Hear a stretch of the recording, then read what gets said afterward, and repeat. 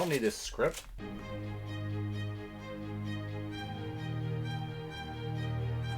Be more than human. Hello and welcome back to the channel. My name is J.R. Carroll. I am the author of the More Than Human novels. And today we are going to talk about how TikTok and specifically BookTok is ruining the reading community. Nerds! Nerd! Nerd! Before you hear my opinions, I would like to hear your opinions in the comments. Go ahead, start typing. Tell me what your initial thoughts are about BookTok versus, let's say, BookTube here on YouTube. Now, let's jump in here.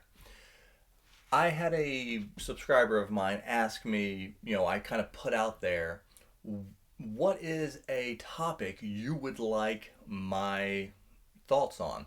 And they said the toxicity of BookTok. And I'm going to be honest with you, I have a TikTok. I used to just throw up these short, like 1 minute monster videos about the origins of mythology and stuff. But I'm really not heavy into TikTok and, BookTok in general. The only thing that I do know is that a lot of the books that are coming out of BookTok that I end up seeing are a lot of romance books. Now, that could be because my wife is into reading romance books and she loves TikTok. So that could be just the sphere that I am in. But one thing I just know in general, and from what I have seen, is TikTok is a shorter form video. Now, there are YouTube shorts that people do bookish things here on YouTube, but I think the longest a TikTok can be is 3 minutes. Now, I guess there is a 10-minute, but nobody really uses it. So we're looking at doing a book review in 3 minutes or less. I have come here to chew bubblegum and kick ass. And I'm all out of bubblegum. Now, I will say that the YouTube algorithm tells you that the best videos are, somewhere in like the 7 to 10 minute range here. So it's not like here on BookTube we're always doing long 30-minute, dissertations and huge long essays about books themselves here, but we are normally doubling up on the time of a long TikTok. Now, a lot of these TikToks that are almost selling these books are even shorter than the 3 minute mark. Probably a lot of them are around a minute and a half, and a lot of them are these like things where you'll see them, they'll set the spine, the opposite side of the spine, so you see the actual paper, you don't see anything, and then like, what is the most dramatic book you've ever read? And then they flip over in the cover, and so that's like 30 seconds right there. So from my research and looking into this, a lot of things I see is on BookTok, it's all about being excited. Look at this book. This is the greatest book that's ever lived. And I'm not saying that doesn't happen here on BookTube, because it does. But you don't see that as a main component of just gushing over a book the whole time. And a lot of times in BookTok, they're holding the book the whole time. And really, it's a lot of super cool covers.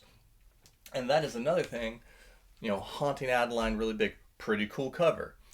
Fourth Wing TikTok is where it took off. The gold, shiny cover, and then, but then you also have, now I'm not going to say Sarah J. Maas wasn't popular before, BookTok became a thing, but heavily on the romancy side of things. And one thing a lot of people don't talk about, because maybe it charters into uncomfortable for some people, not me. I don't think that there's anything wrong with it. And I don't think that it's weird. I just think it's a thing. YouTube and TikTok are complete opposites almost of themselves. Long form mostly, short form mostly. YouTube heavily skews towards men, while TikTok heavily skews towards women.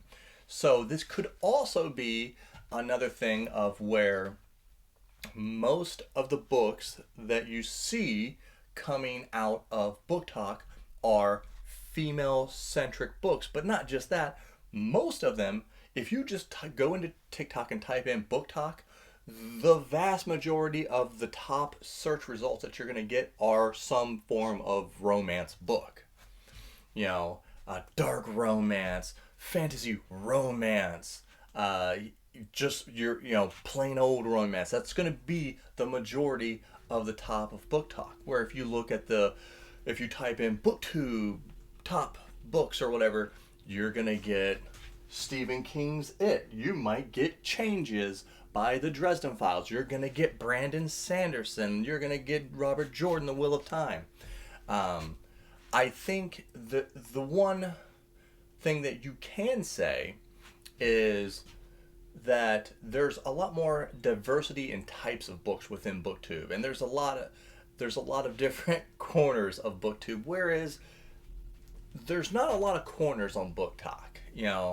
It's a lot of the same. You really, really have to look through BookTok to find things that aren't romance or, romance centered. But what do you guys think? Why do you think that, BookTok gets such a bad rap? Do you feel like it's maybe almost a car salesman type thing where they have such a short period of time that they have to kind of run up on you and be like, buy this book. This book is great. You need to read the book. Characters are good. Story's good. Blah, blah, blah, blah, blah. They don't have a lot of time to, get you really informed and tell you exactly what the book's about, because it's really hard to give a 3-minute book review. Hell, I find it hard to get book reviews down to like 7 minutes. Some of my earlier book reviews are like 15-20 minutes long. But yeah, let me know what you guys think. I am really interested to hear from the BookTube community and the reading community here on BookTube.